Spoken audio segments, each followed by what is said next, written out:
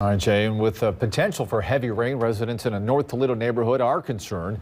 Our Bill Horman says they know what it's like to flood, but the city's doing what it can to keep them dry. Bill?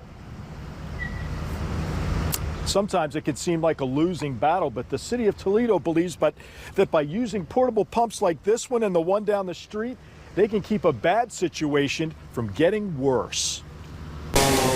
At the corner of Poinsettia and Burnham, news of potential downpours gets taken seriously.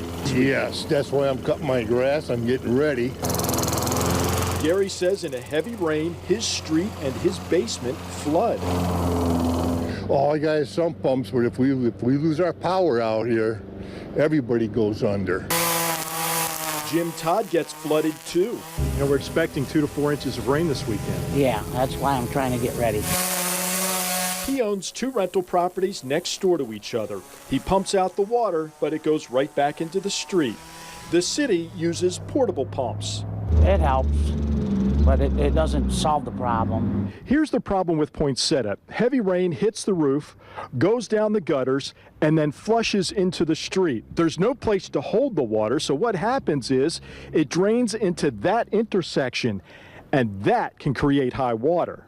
Bob Kimball says the problem is simple. When the creek fills up, this water won't drain into that creek, so it backs up. Bob says the drainage creek is just too shallow, and this intersection floods.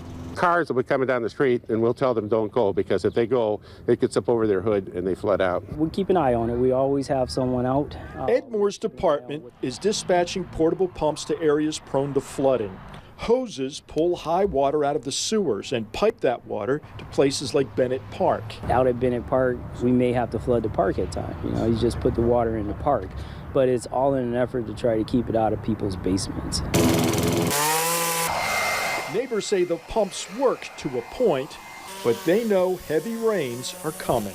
You think it's going to flood again? Oh, yeah, I know it is.